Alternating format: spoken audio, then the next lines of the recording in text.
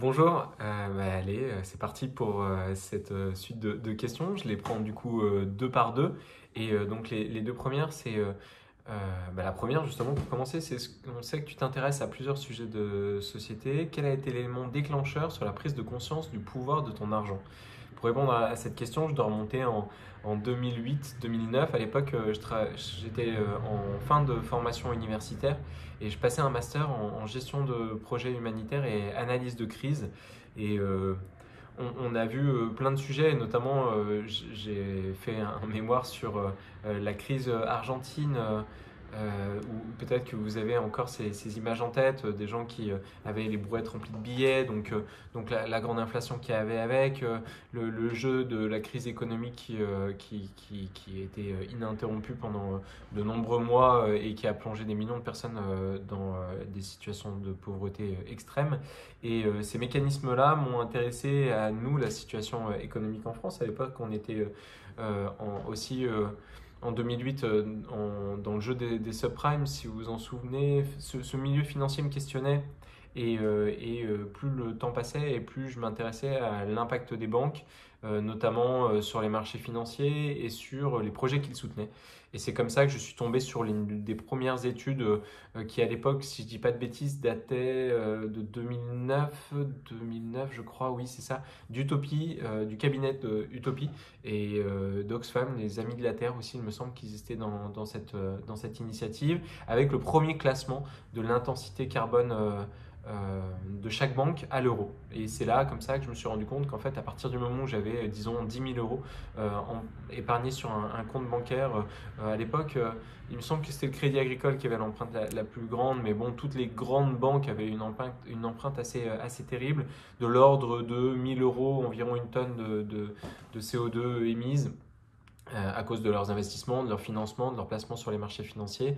Et là, comme ça, je me suis dit, mais waouh, c'est fou cet impact écologique, et puis surtout, c'est fou cet impact social. Et c'est ce qui m'a fait, donc la lecture, pour le dire rapidement et le résumer comme ça, c'est la lecture des rapports d'Oxfam, les rapports des Amis de la Terre et de ce premier classement qui, depuis, a été mis à jour. On a vu des sites internet un peu évoluer dans ce sens et qui permettent de calculer l'empreinte carbone de son argent. Et ça vient d'être à nouveau confirmé par le rapport d'Oxfam qui est sorti il y a quelques semaines en arrière, qui montre que en gros les 6 banques françaises nous amènent sur une trajectoire à plus 4 degrés et ont actuellement une empreinte écologique qui est 8 fois supérieure de celle de tout le territoire français, puisqu'elles mettent des milliers de milliards sur les activités qui sont les plus climaticides et c'est assez considérable. La deuxième question à laquelle je vais répondre tout de suite, c'est est-ce que tu peux nous donner un exemple concret sur tes choix en matière de finances solidaires et d'épargne solidaire? Donc, je vous le disais tout à l'heure, en 2010, le premier travail que j'ai fait, ça a été d'identifier une banque plus alignée avec mes valeurs.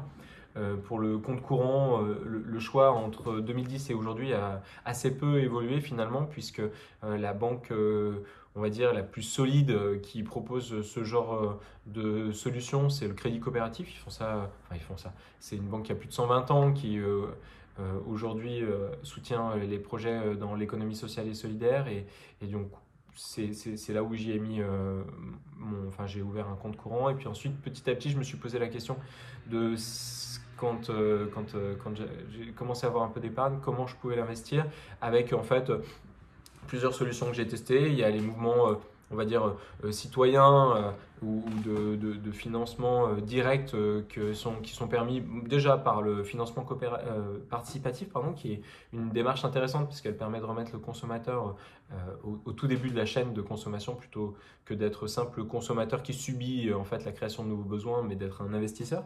Ça, c'était particulièrement intéressant. Et puis ensuite, ça a été donc du coup le financement participatif. Je vous donne quand même quelques noms, même si vous connaissez Ulule, vous connaissez sans doute KissKissBankBank. Ce qui est intéressant, c'est qu'il y en a qui sont aussi spécialisés. Je pense notamment à Mimosa ou à Bluebees qui sont spécialisés dans l'agriculture et l'alimentaire. Et puis ensuite, j'ai vu qu'on pouvait soutenir directement des initiatives qui avaient aussi du sens dans certains domaines précis. Pour rester dans celui de l'agriculture, je pense notamment à Terre de Liens, ces mouvements de financement citoyen qui permettent d'acquérir du foncier pour y installer de nouvelles fermes en agroécologie. Et puis aussi énergie partagée, voilà, pour créer des projets citoyens de production d'énergie renouvelable. Et puis plus récemment, j'ai suivi de près le parcours de la nef qui est quand même assez vieux et qui me convient bien. Et donc j'ai ouvert un livret d'épargne chez eux parce que leur intégrité, leur transparence, puis leur volonté de soutenir majoritairement, mais pas que, des projets, voilà, comme ils les appellent dans la transition, m'allait bien. Pour prendre un peu de recul, ce qui m'aide beaucoup, en fait, c'est les labels les plus vertueux. Et là, j'en ai un en particulier qui me vient en tête, c'est le label Finansol, qui lui est vraiment, à mon sens, le plus exigeant et gage ouais, d'engagement et de transparence. Voilà.